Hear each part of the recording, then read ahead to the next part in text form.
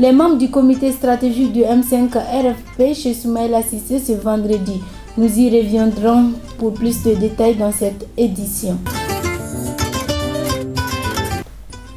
Conférence de presse de la coordination des mouvements, associations et sympathisants de l'imam Mahmoud Dicko ce samedi 17 octobre au siège de la CEMAS. Visite de prise de contact du ministre de la Communication et l'économie numérique avec les patrons de la presse malienne ce vendredi 16 octobre 2020. L'émission Baronie de la radio Liberté tant attendue par les auditeurs a connu son épilogue hier soir, la fin d'une saison et le début d'une autre.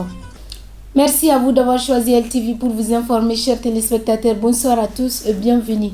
Comme annoncé dans les titres, l'honorable Soumaïla Cissé, président du parti URD, ex-otage des groupes armés, a reçu en audience ce samedi les membres du comité stratégique du AM5 RFP. Selon Choquel Kokalamaïga, porte-parole du AM5 RFP, le changement doit se faire pour tous les Maliens et nous sommes sur la voie du changement. Pour plus de détails, suivons-le au micro de Madina Traoré et Roger Kanouté. Je dois rappeler, parce que je l'ai déjà dit hier, que le président Soumaïla a souhaité, malgré les multiples sollicitations, rencontrer de façon spéciale le comité stratégique du M5 RFP. C'est donc cette forte délégation qui vient d'avoir un entretien de près d'1 heure de temps avec lui, qui a essentiellement tourné autour d'une série de questions dont je vais rendre publiques certaines. D'abord, le président Soumaïla a remercié et félicité le comité stratégique du M5 RFP et à travers lui l'ensemble des Maliennes et Maliens, l'ensemble des militants et sympathisants du M5 RFP, de l'intérieur comme des Maliens établis à l'extérieur. Il les a remerciés pour la grande mobilisation qui a été à la base de la création des conditions de sa libération. Il a exprimé sa reconnaissance à l'ensemble des Maliens, à l'ensemble des chefs d'État de la sous-région, mais surtout aux femmes et aux jeunes du M5 RFP. Il a dit toute sa reconnaissance et celle de sa famille au M5 RFP, à l'ensemble des forces patriotiques, celles qui manifestent et ceux qui font les prières dans les mosquées, les personnes âgées, les imams, les religieux, les paysans, les éleveurs, les pêcheurs, tous les Maliens anonymes qui ont prié des mois durant. Parce que le flambeau, la flamme de l'espoir a été entretenue par le M5 RFP. Voilà le message que le président Soumaïla a tenu à délivrer. Un message de remerciement, un message de reconnaissance, mais aussi nous a donné un certain nombre de conseils que nous gardons pour nous-mêmes dans l'organisation de notre travail futur, parce qu'en vérité, le changement doit se faire pour tous les Maliens et nous sommes sur la voie du changement aujourd'hui. Voilà sur quoi les entretiens ont porté et vraiment c'était très émouvant parce que les anciens, les plus anciens de notre groupe, les jeunes et les femmes ont tenu chacun à prendre la parole. Et honnêtement, nous avons été très émus, nous avons écouté les conseils. Lui aussi, on lui a donné des conseils qu'il a acceptés avec bienveillance. La coordination des mouvements, associations et sympathisants CEMAS de l'imam Mahmoud Dicko a tenu une conférence de presse ce samedi 17 octobre 2020 au siège de la CEMAS. L'objectif de cette rencontre était d'affirmer leur soutien aux autorités de la transition dans la mise en œuvre de la charte adoptée par la conférence des forces vives de la nation. Suivant la déclaration préliminaire avec Issa Kaoudjim, coordinateur général de la CEMAS. Coordination des mouvements, associations et sympathisants de l'imam Mahmoud Dicko, CEMAS, conférence de presse date ce samedi 17 octobre 2020 au siège de la CEMAS. Déclaration préliminaire. La présente conférence de presse de la CEMAS a pour but d'affirmer son soutien aux autorités de la transition dans la mise en œuvre de la charte adoptée par la conférence des forces vives de la nation. La refondation de l'État qui passe par la relecture des textes fondamentaux, la Constitution, la loi électorale, la charte des partis politiques. L'amélioration de la gouvernance à travers une lutte acharnée contre la corruption, la délinquance financière, le népotisme et le favoritisme. L'amélioration du système éducatif au profit d'une école plus performante, le renforcement des forces de défense et de sécurité afin d'avoir une armée plus performante, capable de faire face aux défis du moment. L'amélioration du système de santé sur l'ensemble du territoire à travers la construction de l'équipement adéquat, des structures de recrutement et la formation du personnel de qualité. La CEMAS exige avec insistance que justice soit rendue aux victimes des crimes commis lors des événements du 10, 11, 12 juillet 2020 à travers la poursuite des auteurs des dits crimes. Pour ce faire, elle suit avec une attention particulière l'évolution de la procédure dont l'ouverture a été annoncée par le procureur de la République près du tribunal de grande instance de la commune 3. La CEMAS est prête à accompagner la transition à travers sa participation au Conseil national de la transition qui sera mise en place.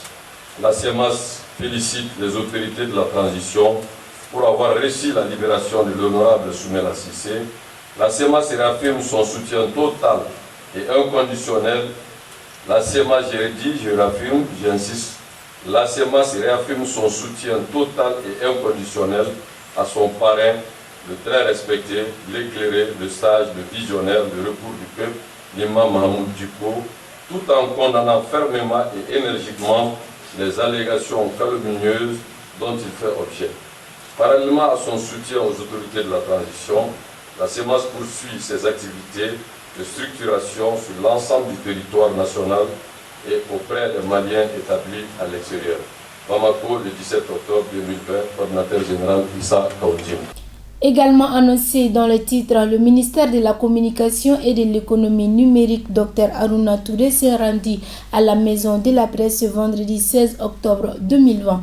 L'objectif était d'échanger avec les patrons de la presse afin de mieux appréhender les missions, les défis et les perspectives de la presse malienne, suivant les réactions de certains responsables de la presse. Ça a été vraiment non seulement une visite de courtoisie, mais aussi une visite de travail. Ça a été l'occasion pour nous d'échanger profondément sur la situation du pays, le rôle et la place de la presse dans ce contexte de transition, les chantiers importants qui doivent s'ouvrir très bientôt et l'accompagnement que la presse peut apporter. Je crois que ça a été vraiment une très bonne discussion. Oui, j'ai bon espoir parce que les propos dont le ministre a été porteur sont vraiment des propos d'optimisme, de transparence, de compréhension, mais aussi et surtout de respect mutuel. C'est là important. Bon, la presse doit jouer un rôle important dans l'éveil des consciences. La presse doit jouer un rôle important pour permettre aux Maliens de s'unir, de se comprendre et de mesurer les enjeux du pays dans lequel nous vivons, qui connaît des difficultés de toutes sortes. Tout à fait. Non seulement nous accompagnons les autorités, mais c'est les Mali que nous accompagnons. Et nous devons jouer effectivement ce grand rôle patriotique qui consiste effectivement à faire en sorte que les changements tant souhaités par les Maliens puissent être une réalité. Nous sommes très ravis de cette rencontre qui vient de se passer entre le nouveau ministre de la Communication et des nouvelles technologies, à savoir Dr Amadou Touré. Tout simplement parce que nous savons que c'est un homme qui est dans son domaine. C'est quelqu'un qui ne vient pas d'apprendre. Nous avons su aussi à travers cette rencontre déjà qu'il est au courant de beaucoup de nos problèmes.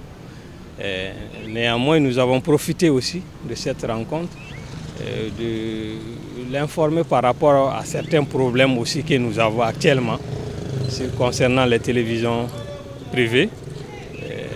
Peut-être beaucoup ne le savent pas, les télévisions sont confrontées à d'énormes difficultés de charge, entre autres de la diffusion, des charges de fonctionnement et aussi du non-respect de certains textes vis-à-vis des télévisions privées en ce qui concerne certaines prestations dans le pays.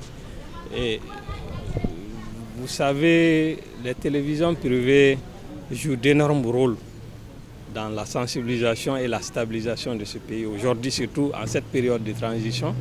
Et pour cela, nous avons souhaité quand même que les télévisions privées soient prises en compte désormais dans l'attribution de l'aide à la presse qu'on donne.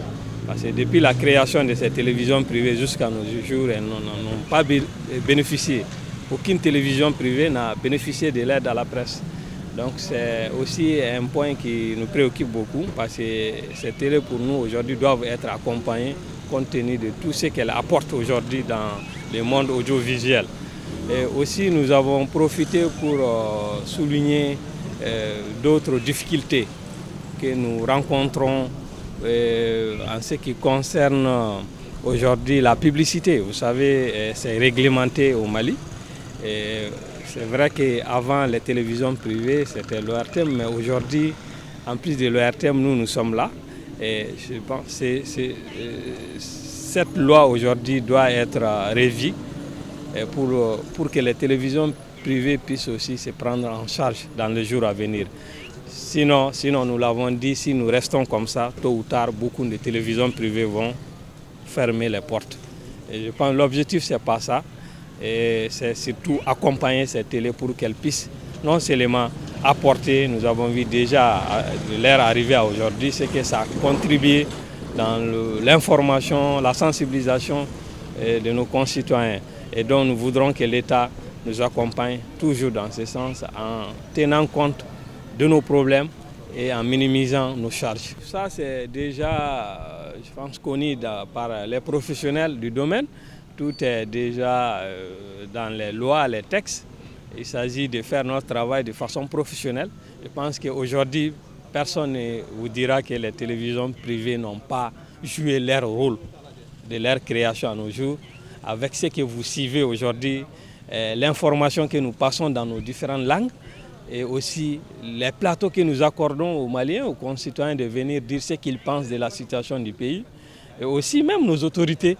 C'est des créneaux pour eux de passer, de véhiculer certaines informations parce que nous avons aussi nos téléspectateurs. Ça, il faut le dire. Donc, nous disons que les télés aujourd'hui jouent pleinement leur rôle. Toujours dans le cadre de la visite, le ministre de Communication et l'économie numérique, Dr Aruna Touré, partage sa vision sur l'avenir de la presse dans notre pays. Il met l'occasion à profit pour inviter l'ensemble des responsables de la presse à travailler ensemble pour faire sortir le Mali de cette crise qui n'a que trop duré.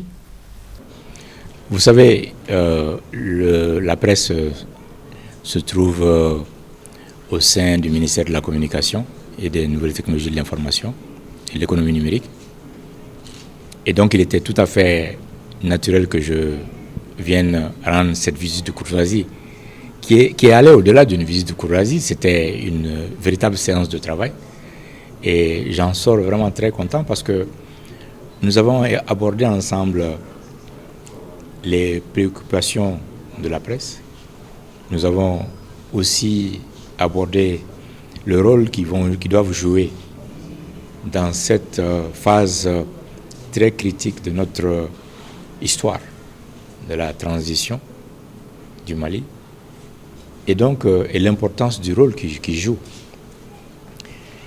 Nous avons discuté des voies et moyens pour que nous puissions tous travailler de façon à ce que les élections qui seront l'aboutissement de cette transition se passent dans les meilleures conditions. Pour qu'on aille au-delà des élections, qu'on essaie ensemble de remodeler, en fait, si je dirais en termes techniques, reformater l'esprit du Malien et la connaissance que nous avons Et je suis vraiment très content, non seulement de la grande diversité de notre presse. Nous avons quand même plus d'une vingtaine de stations de télévision et plus de 300 organes. Donc la presse malienne est vraiment très bien fournie. Nous avons parlé de beaucoup de choses concernant la liberté de la presse, les actions concernant le soutien du gouvernement à la presse, les questions de taxation et d'impôts, la question de la dépénalisation de la presse, ce qui est un élément très important. Et je crois que nous avons eu des discussions très franches. Et je crois que nous avons jeté les bases pour une collaboration assez correcte et franche à partir de maintenant. Et j'en suis très ravi. Je pense que nous allons pouvoir prendre bénéfice de cette variété que nous avons dans la presse. Et aussi, eux aussi, nous avons avec eux établi un canevas de communication. Non seulement une politique de porte ouverte, mais nous avons décidé d'aller l'un vers l'autre aussi, en même temps, parce qu'il ne s'agit pas de tendre la main seulement, il faut être à une distance pour pouvoir serrer la main de l'autre. Et donc, je suis vraiment très satisfait de cette rencontre. Non, mais là, on a discuté les requêtes financières, ce sera sujet à débat. J'ai dit que je serai leur avocat auprès du gouvernement et je suis l'avocat du gouvernement auprès d'eux aussi, donc nous allons nous entendre. Pour ce qui est de la presse, des réseaux sociaux, nous savons qu'il y a beaucoup de nouvelles qui viennent des sources qui ne sont pas des journalistes professionnels et donc qui peuvent, les fake news peuvent porter préjudice à toute la profession journalistique. Donc nous avons passé en revue justement sur tous les angles les questions d'éthique et je crois que ces questions-là vont être débattues au moment où nous allons préparer les projets de loi justement concernant la presse. Et comme vous le savez, la HAC a déjà commencé un certain travail là-dessus. Ça passera par le ministère évidemment, qui va consulter aussi la presse, parce que nous ne voulions pas que le législateur que nous sommes au ministère et l'arbitre qui est la HAC et les joueurs que sont les journalistes et que chacun ait à faire des lois sans consulter les uns les autres. Il est tout à fait normal que nous mettions en place un canevas de consultation et nous sommes engagés à le faire. Et croyez-moi, j'ai l'expérience de travailler avec les organes de régulation et les différents acteurs. Et il s'agit pour nous de nous assurer qu'il y aurait une éthique, une déontologie de la presse qui sera respectée. Et aussi, et ce sera bien pour tout le monde. Et aussi, nous nous assurerons que nous allons faire un code de conduite qui va aider les autres. Nous avons abordé plusieurs sujets, tels que même le fait de publier aujourd'hui des images de nos soldats morts que les djihadistes postent et les gens très naïvement partagent cela. Donc nous avons aussi abordé la question de la formation des journalistes, de la formation de la masse. Et je crois qu'un peuple bien informé va prendre de meilleures décisions. Et donc nous nous sommes vraiment très bien compris. C'était une séance de travail, l'une des plus productives que j'ai eues avec les journalistes et vraiment j'en suis très content. Comme vous l'avez si bien dit, ce n'était pas une conférence de presse. Donc on a travaillé, on a parlé très sincèrement sans les caméras ou les microphones. Et donc vraiment je suis très content. Et c'est ce genre de relation que nous allons maintenir avec la presse désormais pour que notre pays enfin puisse vraiment briller de toutes ses lumières. Les auditeurs ont répondu présent une fois de plus à l'appel des acteurs de l'émission Baronnie de la Radio Liberté qui n'est plus à présenter. Pour marquer la fin de cette saison, un grand concert a été organisé ce samedi 16 octobre à la Café de la Presse de la Radio Liberté sur la colline de Badalabougou. Suivant les reportages avec Madina Traoré et Drissa Dambélé. Le Café de la Presse de la Radio Liberté a refusé du monde ce samedi soir pour marquer la fin de la saison Baronnie. Ils étaient nombreux à répondre présent à l'appel des acteurs de l'émission le plus écouté. Une initiative de M. Almami Samori Touré, président directeur général du groupe Liberté. Selon ses auditeurs, cette saison a été la meilleure de toutes. Salam alaikum, cher la Anderson Jaleno. Cher a fait Liberté, mon de Mako Saon Sakribo. Ima Jamaï, guichet fermé. Cher a mis de Liberté, mon roy. Alissa Okado Faroka Chesriga.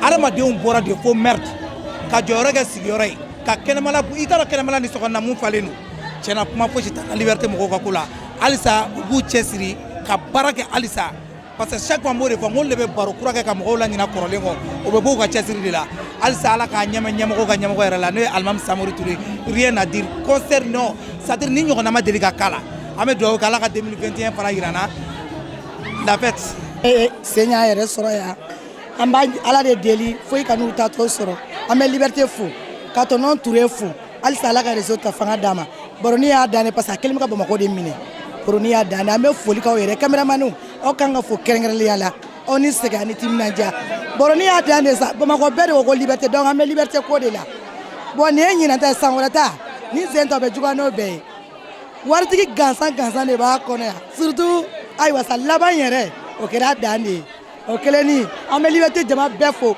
ala ka bɛɛ ɲuman don so an bɛ Samori Touré fo ka Joli fo kɛrɛnkɛrɛnnenya la y'a mɛn an bɛ Joli fo ka équipe bɛɛ lajɛlen fo bɛɛ de ye baara kɛ an bɛ Baronnie mɔgɔ bɛɛ lajɛlen fo ala ka bɛɛ ɲuman don so. Quant à ces acteurs, ils n'ont pas caché leur joie de recevoir tout ce monde. Foli bila an baarakɛɲɔgɔnw ye parce que n kelen t'a kɛ n'i y'a mɛn baba dɔw de b'a kɛrɛfɛ kɛrɛnkɛrɛnnenya na Mayini Ayidara Jelide ale ni an bɛɛ bɛ inspiré n'ale de ye an ka foli b'ale ye n ka foli bɛ n baarakɛɲɔgɔn tɔw bɛɛ lajɛlen ye ani maa min ka fisa ni nin bɛɛ o ye nin jamaba ye jamaba min bɔra bi o de ka fisa ni nin bɛɛ donc an wasalen don parce que n'an y'u wele wagati o wagati u bɛ na o b'a yira k'a fɔ an bɛ min kɛ o de ka ɲi n'o tɛ ko mɔgɔw b'a fɔ an ka taa kunun yɔrɔ la i b'a sɔrɔ kunun ta de diyara donc n'i y'a ye u bɛ na kunun yɔrɔ la kunun ta de diyara an b'u fo an tɛ se k'o foli la k'aw yɛrɛ fana fo ka bɛɛ lajɛlen fo. Vraiment nin diyara n ye LTV baarakɛlaw n bɛ foli di Bamako bɛɛ lajɛlen ma ka foli di dafɛdugu bɛɛ lajɛlen ma ani ŋaniya ɲuman bɛ fɛn fɛn na n'u b'a fɛ ka na yan nɔ ka foli di u bɛɛ lajɛlen ma dan tɛ foli min na anw nisɔndiyara kojugu n'i ko ko n ka n ka nisɔndiya fɔ n t'a dɔn n bɛna fɔ k'a dan yɔrɔ min na parce que ka nin jamaba in wele u ka bɔ ka na an jaabi an ma sanu d'u ma an ma wari d'u ma foyi tɛ se k'o kɛ ni kanu tɛ yarabi yama lawulila kanu min kama hali bi an b'a fɔ ko ala ka kanu sinsin ani ɲɔgɔn cɛ nin bɛɛ bɛ courage de don anw na cɛsiri min b'an na an bɛ se ka belebeleba fara o kan cogo min na baara in kɔnɔna la parce que n'an y'u wele sanga ani waati u bɛna an ka wele jaabi u b'a diya an na donc an b'o foli d'u ma anw nisɔndiyalen don an y'a dɔn k'a fɔ ko ja an ka baara bɛ ka nɔ bɔ parce que ni baara bɛ ka nɔ bɔ n'i y'a kɛ ka wele bila mɔgɔw ma ni résultat bɔra i kan k'a dɔn n'o y'a sɔrɔ i bɛ continuer ou bien n'i tɛ continuer anw b'a dɔn k'a fɔ ko anw kan ka continuer de fɛn min ye Bamakɔkaw nimisi wasali ye an bɛ ala deli o la ala kana an dɛsɛ o la abada